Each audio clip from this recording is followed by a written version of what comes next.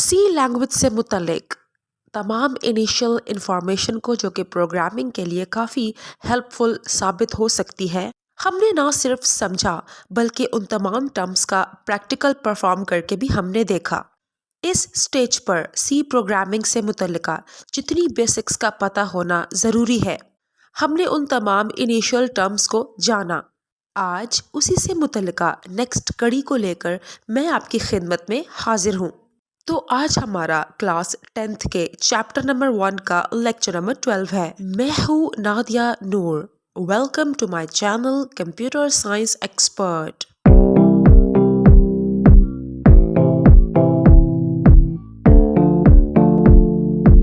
सबसे पहले आज हम लोग बात करेंगे एक्सरसाइज के बारे में। हम लोगों ने अपने पिछले लेक्चर में एक्सरसाइज के शॉर्ट और लॉन्ग क्वेश्चंस दोनों को अटेम्प्ट किया और उन्हें सॉल्व किया, ठीक है।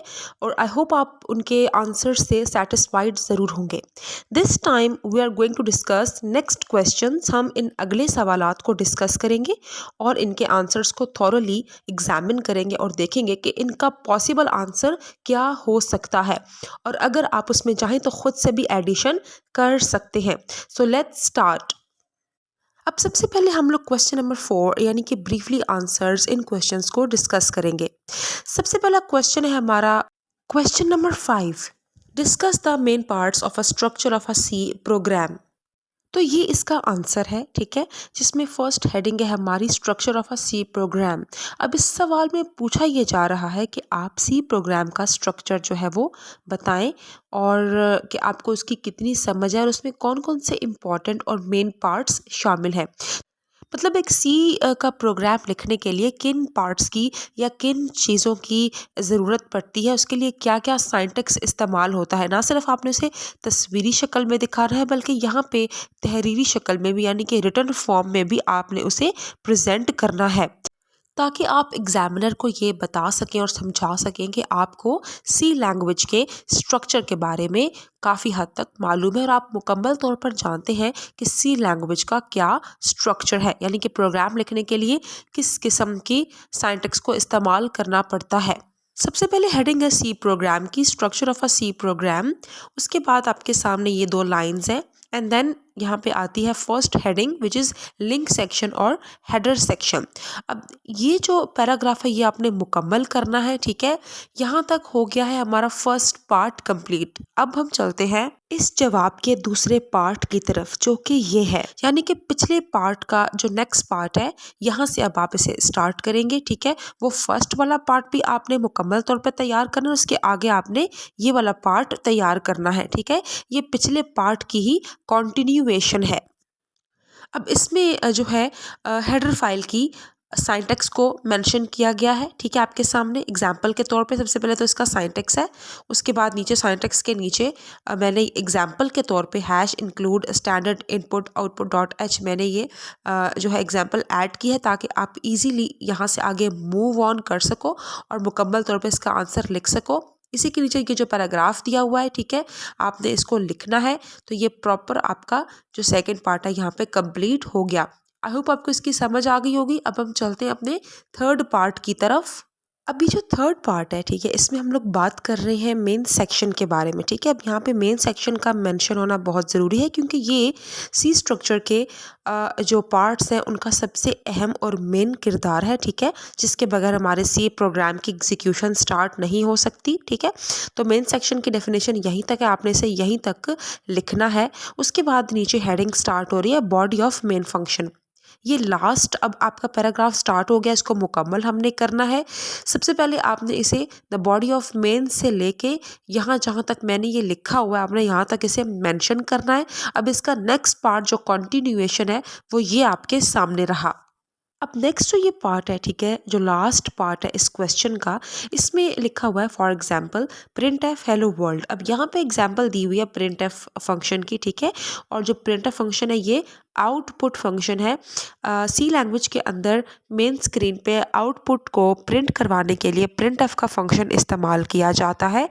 और ये एग्जांपल आपने लाजमन देनी है। ये देने के बाद आपने नीचे ये जो पैराग्राफ मेंशन्ड है, ठीक है, आपने सेम इसी तरीके से इस पैराग्राफ को लिखना है, ठीक है।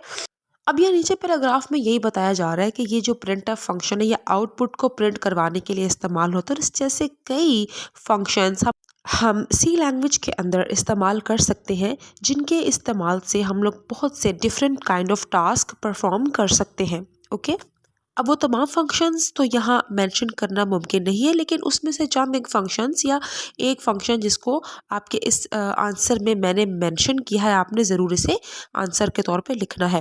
अब ये आंसर मैंने 4 पार्ट्स में इसलिए डिवाइड किया है ताकि आप इजीली इस आंसर को जो है वो याद कर सकें, और आपने करना ये है कि इन चारों पार्ट्स को आपने इसी सीक्वेंस के साथ, जिस तरतीब के साथ मैंने आपको यहाँ पे शो किया है, यानी कि पार्ट 1 के बाद पार्ट 2 एंड देन पार्ट 3 और फिर पार्ट 4, इन चारों पार्ट्स को इसी तरतीब से आपने तैयार करना है ताकि आपको मुकम्मल आंसर इसका तैयार हो सके, क्योंकि ये लॉन्ग क्वेश्चन की कैटेगरी में आता है, और मतलब कि ये 8 नंबर का सवाल आपका बोर्ड के एग्जाम्स में आ सकता है। तो आपने इसे इसी हिसाब से, इसी लिहाज से तैयार करना है। ओके, अगर आप इसे लॉन्ग क्वेश्चन के लिहाज से तैयार कर लेंगे तो शॉर्ट के लिहाज से ऑटोमेटिकली ये आपको तैयार हो जाएगा।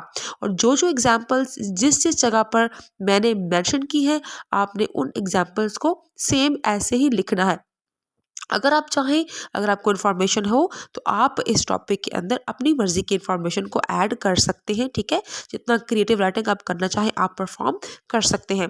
और अगर आप कोई एग्जाम्पल मजीद ऐड करना चाहते हैं जो टॉपिक से रिलेटेड है, जो कि आपको लगता है कि वैलिड है, सो प्लीज़ आप ये कर सकते हैं, और आप अच्छा इंप्रेशन कायम कर सकते हैं एग्जामिनर पर भी, और आपकी तैयारी भी अच्छी हो सकती है। ठीक है, और आपने इस सवाल को एज लॉन्ग क्वेश्चन इसी सेम सीक्वेंस तरतीब के साथ याद करना है, जिस तरतीब के साथ मैंने इसका आंसर दिया है। अब हमारा नेक्स्ट क्वेश्चन है question number 6, why do we use comments in programming. तो इसका आंसर ये है आपके सामने। अब इस आंसर के अकॉर्डिंग सबसे पहले मैंने हेडिंग ऐड की है यूज़ ऑफ कमेंट्स की। ओके, और उस हेडिंग के साथ ही मैंने नीचे ये पैराग्राफ जो कि फर्स्ट पैराग्राफ है ऐड किया है, जो कि ये बता रहा है कि कमेंट्स का इस्तेमाल सी प्रोग्रामिंग के अंदर क्यों किया जाता है, और इसकी क्यों ज़रूरत पेश आती है, और इसके क्या फ़ायदे हैं।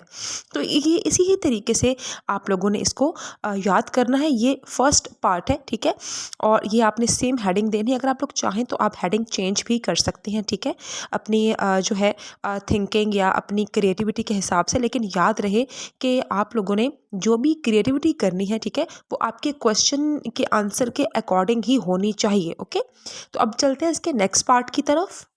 अब यह है इसका पार्ट 2। सवाल आपसे क्या पूछा गया है, why do we use comments in programming. अब ये एज लॉन्ग भी आपको आना चाहिए और एज शॉर्ट भी। अगर आपने इसे एज लॉन्ग करना है तो सेम इसी ही प्रोसेस के साथ या सेम इसी ही जो है पार्ट्स के साथ जो मैंने आपको यहाँ पे मेंशन किए हैं या कर रही हूँ, इसी ही सीक्वेंस में तैयार कीजिएगा। ठीक है, आपको बहुत ही अच्छे तरीके से तैयार हो जाएगा।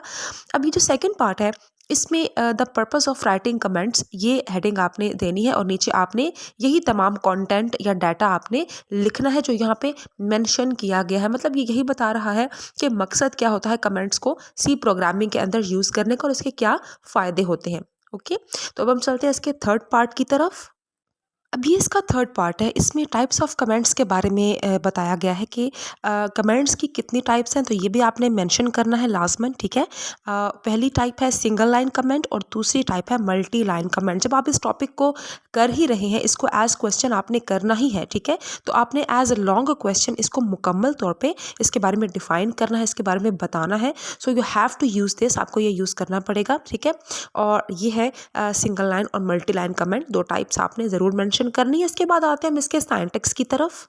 अभी जो नेक्स्ट पार्ट है इसमें मैंने इसके साइंटेक्स को डिफाइन किया आपके सामने। ठीक है, single line comment and multi line comment का ये जो साइंटेक्स है आपने सेम इसी तरीके से इसे मेंशन करना है। ठीक है, ताकि जो है आपका आंसर मुकम्मल हो सके। और आपने इस बात का खूब ख्याल रखना है कि आपने इसी सीक्वेंस के साथ, जिस तरतीब के साथ मैंने आपको इसका आंसर बताया, यानी कि part 1, part 2, part 3 and part 4, आपने सेम इसी जो है तरीके से इसके आंसर को प्रेजेंट करना है। ओके, अगर आपको कुछ एक्स्ट्रा इन्फॉर्मेशन है इस टॉपिक के बारे में, आपको मालूम है या आप जानते हैं, ठीक है, तो आप वो भी एज ऐड कर सकते हैं क्रिएटिविटी, और वो आपकी जो है प्लस पॉइंट में शामिल हो जाएगी। तो अगर आप लोग चाहें तो सिंटैक्स के बाद इसकी एग्जांपल भी ऐड कर सकते हैं।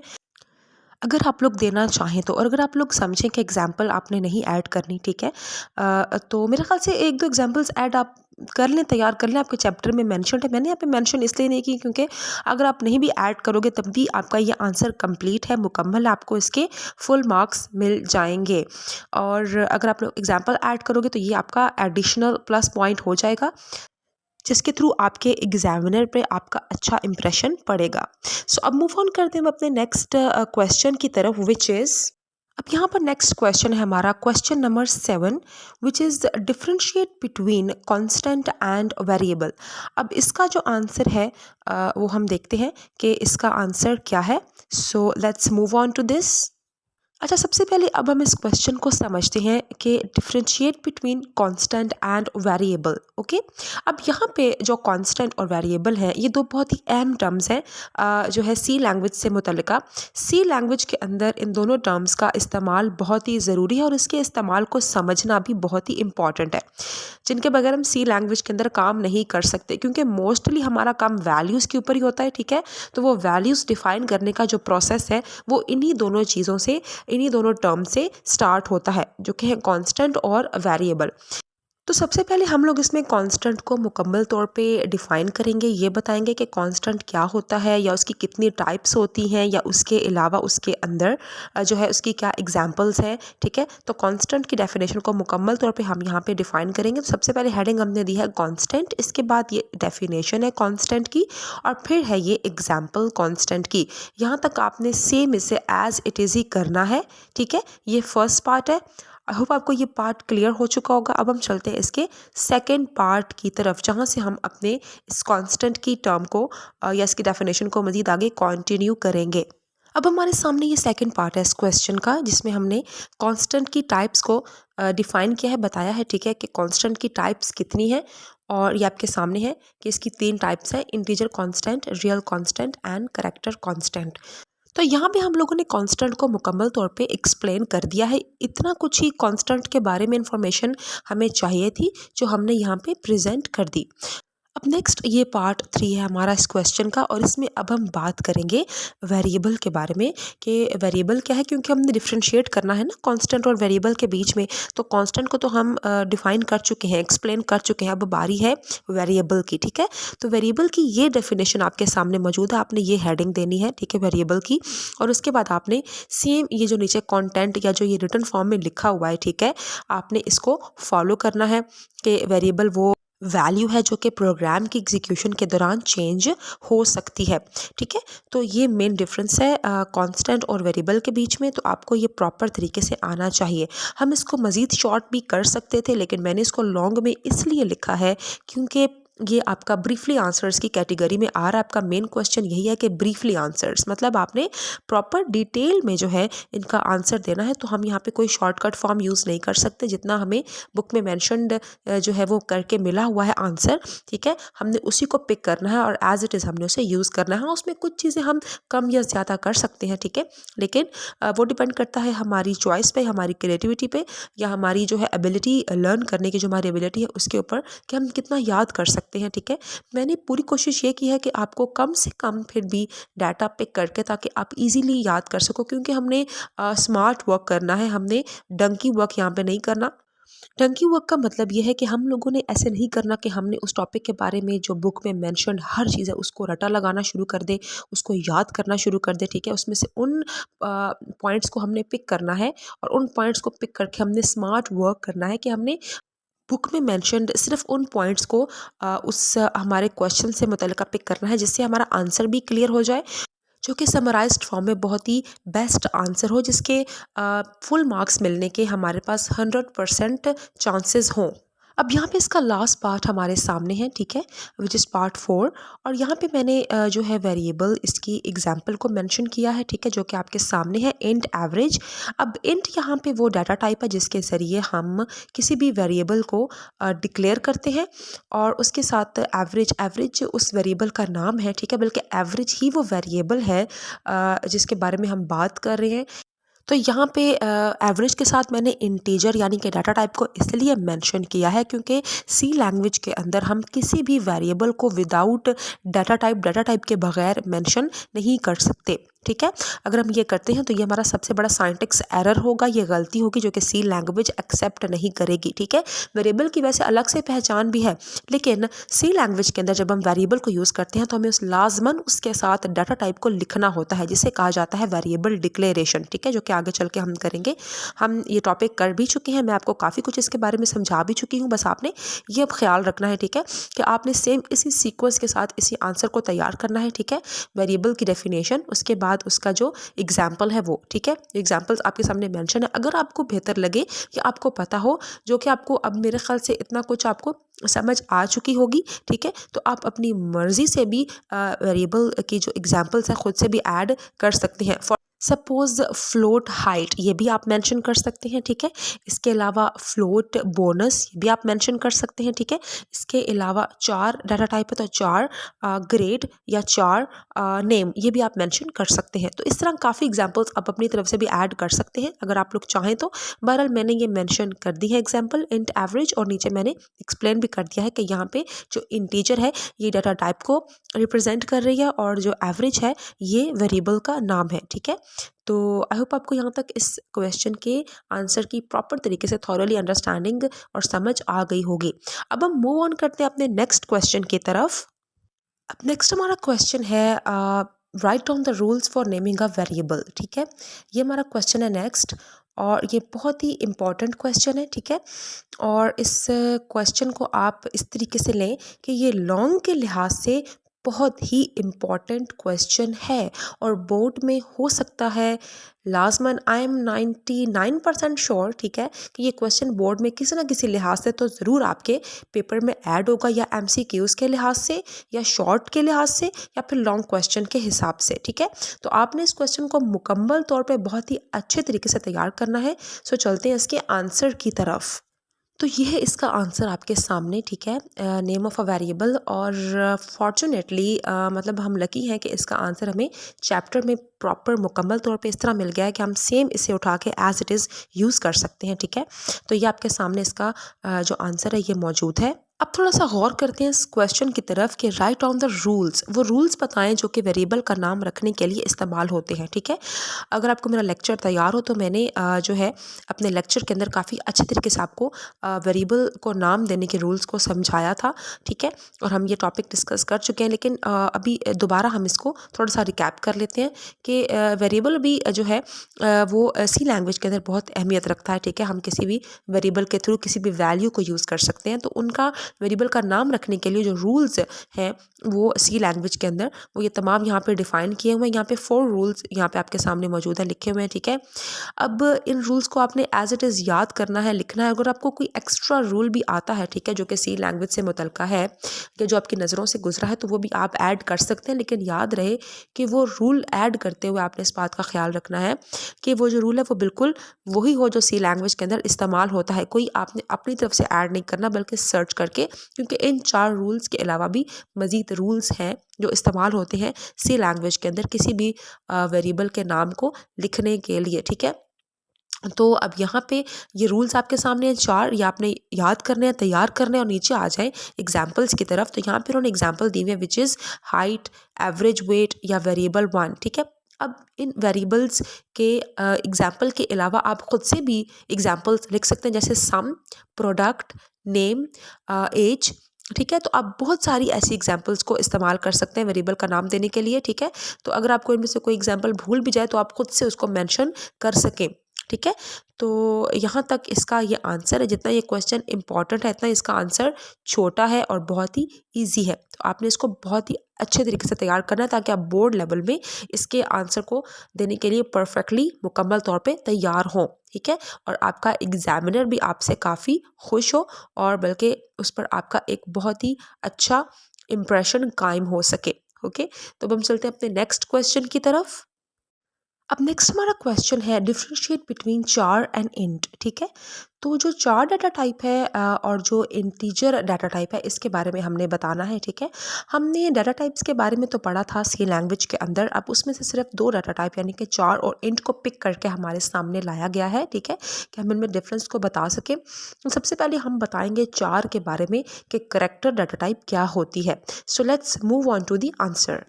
यहाँ पर सबसे पहले हमारे पास है करेक्टर डाटा टाइप। इसकी डेफिनेशन भी हमारी बुक में मौजूद है, हमने वहीं से पिक की है। ठीक है, और उसी को मैंने यहाँ पे मेंशन किया है। ठीक है, आपने सेम इसी तरीके से चार डाटा टाइप की डेफिनेशन को लिखना है, बताना है उसके बारे में।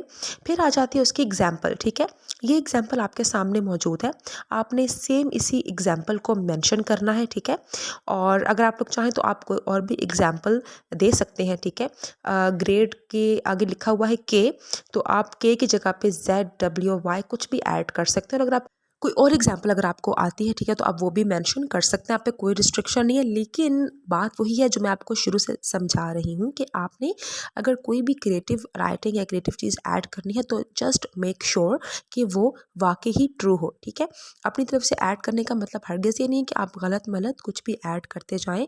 ऑलवेज ऐड अ कोटेशन या ऑलवेज ऐड जो भी आप कंटेंट ऐड कर रहे हैं, ठीक है, जो कि बिल्कुल राइट हो। ठीक है, जो कि अकॉर्डिंग हो सी लैंग्वेज के। ठीक है, तो यहाँ तक करेक्टर डिफाइन हो गया। अब हम चलते हैं इसी क्वेश्चन के नेक्स्ट पार्ट की तरफ, जो कि है इंट डाटा टाइप के बारे में।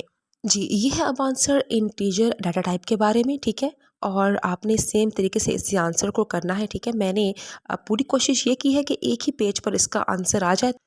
सबसे पहले इंटीजर डाटा टाइप की आपने हेडिंग ये देनी है जो मैंने आपके सामने दी हुई है। ठीक है, उसके बाद ये जो नीचे वाला पार्ट है ये मैंने बुक से पिक किया है, और आपने इसको एज इट इज़ ही करना है, ये डिफाइन करता है। ठीक है, अब यहाँ पे ये लिखने के बाद जो चीज़ आती है वो ये है एग्जाम्पल। आपने पहले एग्जाम्पल मेंशन करनी है इंटीजर डाटा टाइप की, जो कि मैंने यहाँ पे लिखी है इंट एवरेज, इंट प्रोडक्ट। इसके अलावा अगर आप लोग चाहें तो मज़ीद भी एग्जाम्पल्स खुद से ऐड कर सकते हैं। फॉर एग्जाम्पल इंट सम या इंट नंबर या कोई भी एग्जाम्पल। ठीक है, जो कि आपको लगे कि आपके जो है इसमें फिट हो सकती है इंटीजर डाटा टाइप की एग्जाम्पल्स के हिसाब से। ठीक है, फिर आती है इसकी टाइप। टाइप का सिर्फ हमने नाम मेंशन करना है। ठीक है, sign int and unsign int. इससे ये होगा कि आपके एग्जामिनर को ये पता चल जाएगा, ठीक है, कि आपको इसकी टाइप्स के बारे में भी पता है। मज़ीद इसकी टाइप्स तो डिफाइन हुई हुई हैं बुक में, लेकिन आपने उनको वहाँ से नहीं याद करना। एटलीस्ट आपने इस क्वेश्चन के आंसर के तौर पे तो उनको बिल्कुल भी तैयार नहीं करना है, क्योंकि ये बहुत ही फिर लेंथी आपका आंसर हो जाएगा। ठीक है, और ये फिर आंसर आपको याद करने में प्रॉब्लम होगी। इसके अलावा अगर साइन अनसाइन इनकी डेफिनेशन अलग से आ जाती है, जो कि आ सकती है, पॉसिबिलिटी है, ठीक है, तो आपने उसको प्रॉपर तरीके से तैयार करना है, और आपको वो जो है इतनी तैयार होनी चाहिए कि आप उसका आंसर देने के काबिल हो। तो ये है इस क्वेश्चन का आंसर। हमने करेक्टर डाटा टाइप और इंटीजर डाटा टाइप को सेपरेटली डिफरेंशिएट कर दिया है। ठीक है, और आपने इसी दोनों पार्ट्स को उठाना है और बहुत ही अच्छे तरीके से आपने इसका आंसर देना है। इसके अलावा अगर आप लोग चाहें तो एडिशनल भी कुछ ऐड कर सकते हैं, लेकिन मेरे ख्याल से जितना आंसर मैंने आपको यहाँ पे बताया है, ठीक है, अगर आप इतना भी मैंशन कर दोगे तो ये भी आपका मुकम्मल एक परफेक्ट आंसर कहलाएगा। ठीक है, और आप इस काबिल होगे कि आप अच्छे मार्क्स और पूरे मार्क्स हासिल कर सको। Surely, why not. अब हम चलते हैं अपने नेक्स्ट और लास्ट क्वेश्चन की तरफ, विच इज ओके। तो अब हमारा लास्ट क्वेश्चन है question number 10। How can we declare and initialize a variable. बहुत ही इंपॉर्टेंट क्वेश्चन है, शॉर्ट के लिहाज से भी और लॉन्ग के लिहाज से भी। शॉर्ट के लिहाज से इस तरह, क्योंकि आपसे सेपरेटली भी पूछा जा सकता है कि how can we declare a variable या फिर how can we initialize a variable. ये दो टर्म्स अपने आप में सी लैंग्वेज के अंदर बहुत ही इंपॉर्टेंट है और बहुत ही अहमियत रखती हैं, और लाजमन इनमें से कोई ना कोई टर्म या कोई ना कोई बात आपसे पूछी जाएगी, या एमसीक्यूज के लिहाज से, या शॉर्ट आंसर क्वेश्चन के लिहाज से, और या फिर अल्टीमेटली लॉन्ग क्वेश्चन आंसर के लिहाज से। सो चलते हैं इसके आंसर की तरफ और प्रॉपरली इसके आंसर को डिफाइन करते हैं और समझते हैं कि हमने इसका आंसर कैसे प्रेजेंट करना है।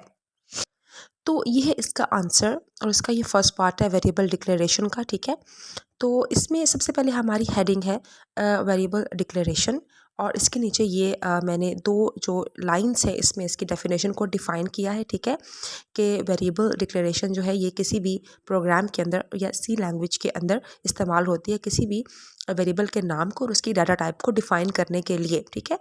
और यहाँ पे नीचे इसका सिंटैक्स दिया हुआ है, बस डेफिनेशन यही है, इतनी ही काफ़ी है, आपको ज़्यादा डेफिनेशन इसकी देने की ज़रूरत नहीं है, ठीक है, एक्स्ट्रा लिखने की ज़रूरत नहीं है, काफ़ी है, इतना ही आपने करना है, ठीक है।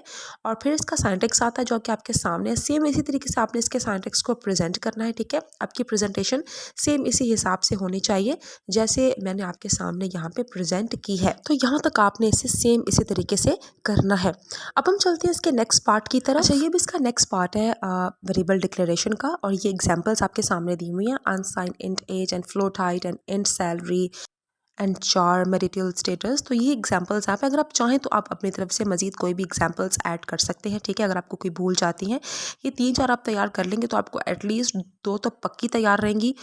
इनकेस अगर आपको 2 भूल जाती हैं तो आप इन एग्जांपल्स को ऐड कर सकते हैं। अब सबसे इम्पॉर्टेंट चीज़ जिसका आपने खूब ख्याल रखना है इसका आंसर देते हुए, वो ये है कि अगर आपसे पूछा गया है वेरिएबल डिक्लेरेशन के बारे में, तो सबसे पहले वेरिएबल डिक्लेरेशन की हेडिंग, उसके बाद उसकी डेफिनेशन, उसके बाद उसका सिंटैक्स एंड देन उसकी एग्जांपल, आपने सेम इसी सीक्वेंस के साथ आंसर देना है, ठीक है। और अगर आप लोगों को लगे, ठीक है, कि अगर आप इसका ऑर्डर आगे पीछे करेंगे तो ये बहुत ही बड़ी मिस्टेक है, ठीक है। सेम इसी लिहाज से आपने आंसर देना है वेरिएबल डिक्लेरेशन का भी और वेरिएबल इनिशियलाइजेशन का भी, ठीक है। तो वेरिएबल डिक्लेरेशन का आंसर यहाँ पे हो गया है मुकम्मल तौर पे डिफाइन, हमने ये बता दिया है कि हम वेरिएबल डिक्लेरेशन को क्यों इस्तेमाल करते हैं और इसका सिंटैक्स क्या है, इसको कैसे इस्तेमाल करते हैं, इसकी एग्जाम्पल कि किस तरीके से हम इसे सी लैंग्वेज के प्रोग्राम के अंदर मैंशन कर सकते हैं और इसको करते हुए हम किसी भी वेरिएबल को डिक्लेयर करवा सकते हैं। अब हम चलते हैं अपने लास्ट टर्म की तरफ जिसको हमने डिफ्रेंशिएट करना है वेरिएबल डिक्लेरेशन के साथ, और वो है वेरिएबल इनिशियलाइजेशन। अच्छा, अब इसमें हम लोगों ने ये देखना है वेरिएबल इनिशियलाइजेशन में, ठीक है, इसकी भी जो डेफिनेशन बुक से जितनी मुझे मिली मैंने आपके सामने प्रेजेंट कर दी, और आई थिंक यही आपके लिए बहुत अच्छा होगा कि आप इसे तैयार करें, ठीक है, ताकि आपकी नज़रों के सामने से पहले भी ये गुजर चुकी होगी काफ़ी दफ़ा चैप्टर को पढ़ते हुए, ठीक है, तो आपको ये ईजिली तैयार हो जाएगी। हेडिंग आपने इसी तरीके से देनी है, ठीक है, और उसके नीचे ये जो 3 लाइन्स मैंने मैंशन की हैं यही चीज़ आपने नीचे लिखनी है, ठीक है, कि किसी भी जो वेरिएबल है उसको जब हम वैल्यू देते हैं तो उसे कहा जाता है वेरिएबल इनिशियलाइजेशन, ठीक है, और उससे पहले वेरिएबल का डिक्लेयर होना बहुत ही ज़रूरी है, ठीक है। अच्छा, अब यहाँ पे यह पार्ट आपको आई होप अच्छे तरीके से समझ आ गया होगा। अब हम चलते हैं इसके नेक्स्ट पार्ट की तरफ, ठीक है, और मुझे यकीन है कि आपको इस पार्ट की समझ आ गई होगी। तो ये इसका लास्ट पार्ट है, ठीक है, और इसमें मैंने वेरिएबल इनिशियलाइजेशन से मुतल्लिका सिंटैक्स और एग्जाम्पल दोनों को ऐड कर दिया है, ठीक है, जो कि आपको ईजी रहे याद करने में। आपने सेम इसी आंसर को फॉलो करना है, और अगर आप लोग चाहें तो इसमें एडिशन सब्ट्रैक्शन कर सकते हैं, एडिशन कर सकते हैं, लेकिन सब्ट्रैक्शन मत कीजिएगा, वो आपके लिए प्रॉब्लम हो जाएगी, क्योंकि इसका जो आंसर है ये बहुत ही मैंने जो है इसको सोच समझ के आपके सामने डिफ़ाइन किया है। तो प्लीज़, अब यहाँ पर सिंटैक्स तो आपके सामने मौजूद है, ठीक है, data type, variable name and value, ये आपने एज इट इज़ ही लिखना है। इसके नीचे जो एग्जांपल दिए हैं ये मैंने बुक से ही मेंशन की है, क्योंकि बुक में इन एग्जांपल्स के आगे इनको एक्सप्लेन भी किया गया है। जैसे इंट वैल्यू 25, इसके आगे लिखा हुआ है कि variable value is declared and initialised, के इस स्टेटमेंट के अंदर सी लैंग्वेज की 2 काम हो रहे हैं, इसमें वैल्यू को इनिशियलाइज भी किया जा रहा है और वेरिएबल को डिक्लेयर भी किया जा रहा है, एक ही लाइन में ये दोनों काम परफॉर्म किए जा रहे हैं, ठीक है। तो इसके बाद आता है ग्रेड ए। इसमें ग्रेड नाम के वेरिएबल को वैल्यू असाइन की गई है ए, और डाटा टाइप है इसकी करेक्टर, ठीक है। तो ये एक और एग्जांपल है जो कि वेरिएबल इनिशियलाइजेशन के बारे में बता रहे हैं। इसके अलावा अगर आप चाहें तो अपनी तरफ से भी कोई आप इसमें एग्जांपल ऐड कर सकते हैं, जैसे सम इज़ इक्वल टू 10 या product is equal to 39, average is equal to 50.6। तो इस तरीके से आप कोई भी एग्जांपल आप ऐड कर सकते हैं अपनी तरफ से भी अगर आप लोग चाहें तो, ठीक है। लेकिन ये बात याद रखिएगा कि वेरिएबल इनिशियलाइजेशन के वक्त आप जो एग्जांपल देंगे, ठीक है, उसके साथ अगर आप लोग चाहें तो वेरिएबल को डिक्लेयर भी कर सकते हैं, ठीक है, और अगर आप लोग ना चाहें तो आप जस्ट वेरिएबल इनिशियलाइजेशन के एग्जांपल को भी लिख सकते हैं। For example average is equal to 46.9, ठीक है, या age is equal to 43, okay. तो ये है इसका आंसर। अब आपने वेरिएबल इनिशियलाइजेशन के आंसर को भी सेम इसी तरीके से आपने तैयार करना है, ठीक है, और आपने इसको प्रेजेंट करना है। वेरिएबल इनिशियलाइजेशन की डेफिनेशन, उसके बाद उसका सिंटैक्स एंड देन उसकी एग्जांपल। तो यहाँ तक जो है इस क्वेश्चन का आंसर हो गया है कंप्लीट। ओके जी, फाइनली हमने तमाम जो ब्रीफली आंसर्स क्वेश्चंस के प्रेजेंट करने थे, ये टास्क भी कंप्लीट कर लिया। और आई होप आपको बहुत ही अच्छे तरीके से इनके आंसर्स की समझ आई होगी, ठीक है। लेकिन फिर भी अगर आपको लगे कि आपको किसी आंसर की एक्सप्लेनेशन रिक्वायर्ड है, तो आप कमेंट सेक्शन में आस्क कर सकते हैं, पूछ सकते हैं। I am always here available to answer you, to reply you back. और जो है प्लीज़ आप पूछें, और अगर आप पूछेंगे मुझसे क्वेश्चन कमेंट सेक्शन में, तो ये मेरे लिए ऑनर की बात होगी बहुत बड़े। तो ये आपके सामने हमने ब्रीफली आंसर्स क्वेश्चंस को कंप्लीट कर लिया, ठीक है। इसके बाद अब हम बात करते हैं रावलपिंडी बोर्ड के हिसाब से इन क्वेश्चन की इम्पोर्टेंस की। देखें, हमने पूरा चैप्टर आपके सामने कंप्लीट किया, ठीक है। हमने पूरे चैप्टर को कंप्लीट करने के बाद इन आंसर्स को देखा जो एक्सरसाइज में मेंशन्ड है। नो डाउट ये क्वेश्चन टेक्स्ट बुक बोर्ड के एंड पर मेंशन है, चैप्टर के एंड पर, और इनको तैयार करना बहुत इंपॉर्टेंट है। और मोस्टली क्वेश्चंस इन क्वेश्चंस में से पूछे जा सकते हैं बोर्ड के लिहाज से, चाहे वो एमसीक्यूज हो या शॉर्ट क्वेश्चन आंसर्स, या फिर उसके अलावा ब्रीफली आंसर क्वेश्चंस या प्रोग्रामिंग से मुतल्लिका क्वेश्चंस। लेकिन जो सबसे अहम बात जो मैं आपको अब बताने जा रही हूँ और समझाने जा रही हूँ, वो ये है कि आपने फुली इस एक्सरसाइज पर डिपेंड नहीं रहना, ठीक है। ये एक्सरसाइज जस्ट आप लोगों को एक बार थॉरली आपके चैप्टर की रिवीजन के लिए या तैयारी के लिए जो है प्रेजेंट की गई है। आपने लाजमन इसको ज़रूर तैयार करना है, ठीक है, मुकम्मल अच्छे तरीके से। लेकिन आपने पूरा चैप्टर भी अपने माइंड में रखना है। हो सकता है कोई ऐसा क्वेश्चन जो इस एक्सरसाइज में दिया हुआ ना हो और वो आपके पेपर में आ जाए, लेकिन वो आपके चैप्टर में मेंशन हो, जैसे इंपॉर्टेंट नोट्स हो गए, ठीक है, इंपॉर्टेंट टिप्स हो गई। तो यहाँ से भी क्वेश्चन को पिक करके एज एमसीक्यूज या एज शॉर्ट क्वेश्चन आंसर्स, या हो सकता है एज लॉन्ग क्वेश्चन बनाकर भी आपके सामने प्रेजेंट किया जा सकता है, ठीक है। सो अपने आप को आप मेंटली तैयार कर लो इस चीज़ के लिए। अगर आपने बहुत अच्छे मार्क्स लेने हैं तो आपको हर चीज़ क्लियर करनी होगी। मेरी पूरी कोशिश रही है इस चैप्टर की रीडिंग के दौरान और इसकी अंडरस्टैंडिंग के दौरान कि आपको मैं कोई ऐसी टर्म ना हो जिसका आंसर आप तक मैं ना लेकर आऊँ, ठीक है। तो आपने अब पूरी कोशिश करनी है दिलो जान से कि आप अच्छे तरीके से तैयारी कर सको और बहुत अच्छे मार्क्स हासिल कर सको, ठीक है। उसके अलावा बोर्ड के लिहाज से तो आपने इसे तैयार करना ही है, और आप अपने नोट्स भी बना लो, ठीक है, ताकि आपको प्रॉपरली इसका आंसर तैयार हो सके। जितने भी मैंने आपको आंसर्स इसके बताए हैं, आप उसे अपने नोट्स में मेंशन कर लो, ताकि आप उसे एक ही जगह से बार बार रिवाइज कर सको। जब आप उसे अपने हाथों से नोट्स की शक्ल में लिखोगे, ठीक है, ये जो मैंने आपको आंसर बताए हैं इनको, ठीक है, तो होगा ये कि आपको हैंड से, हाथ से गुजरने के बाद वो टर्म्स, वो चीज़ें प्रॉपरली तैयार हो जाएंगी, ठीक है। देखिए, पाकिस्तानी निज़ाम तालीम का जो सबसे बड़ा फैक्टर है वो ये है कि यहाँ पे बोर्ड का पेपर लिया जाता है, रावलपिंडी बोर्ड के हिसाब से आपसे पूछा जाता है। यहाँ पे प्रैक्टिकल से ज़्यादा सबसे पहले जो चीज़ आती है वो है थ्योरेटिकली आपको आता हो और रिटन फॉर्म में आप उसे प्रेजेंट करने के काबिल हों, ठीक है। तो प्रैक्टिकली भी आपको मैं हर चीज़ सिखाऊंगी, हम करेंगे। लेकिन सबसे पहले आपने अपने आप को बोर्ड के लिहाज से तैयार करना है, तो आपको ये रिटन फॉर्म में आना चाहिए। तो उसके लिए आप क्या करोगे कि आप एक जो है अपने नोट्स बना लो, ठीक है, कोई दस्ता सा ले लो या रजिस्टर सा ले लो, उसके ऊपर आप कंप्यूटर के नोट्स बना लो, चैप्टर 1 के एक्सरसाइज के नोट्स, फिर चैप्टर 2 के एक्सरसाइज के नोट्स एंड सो ऑन, इसी तरीके से। तो आप ये जब हाथ से लिखोगे तो आपको बहुत ही अच्छे तरीके से ये तैयार भी हो जाएगा। फिर जब आप इसे याद करोगे तो मज़ीद रिवाइज हो जाएगा। फिर जब आपके टेस्ट हुआ होंगे आपके स्कूल में प्री बोर्ड या मॉक एग्जामिनेशन, तो उसमें भी आपको ये बहुत अच्छे तरीके से प्रिपेयर हो जाएगा, ठीक है। तो इस तरीके से आपने इसको तैयार करना, ताकि फिंगर टिप्स पर आपको इन तमाम क्वेश्चन के आंसर्स तैयार हो और आपको सब चीज़ों के बारे में पता हो, ठीक है। तो अब मैं आपसे अलविदा लेना चाहूँगी। अपना बहुत ख्याल रखिएगा और तमाम क्वेश्चन के आंसर्स के नोट्स भी बनाइएगा और उसके बाद इनको तैयार भी कीजिएगा मेरे लेक्चर के थ्रू। और अगर आपको कोई भी क्वेश्चन हो तो you can ask in the comment section. जाते जाते कुछ बातें आपसे और करना चाहूँगी। ये मेरे सोशल अकाउंट्स हैं, आपने इनको ज़रूर फॉलो करना है प्लीज़। मुझे इन सोशल अकाउंट्स पर फॉलो करके जो है मेरे मान को बढ़ाइए और इसके अलावा ये है कि मुझे सपोर्ट कीजिए। Thank you so much for your support and जो है उसके अलावा मेरे चैनल को ज़रूर सब्सक्राइब कीजिएगा।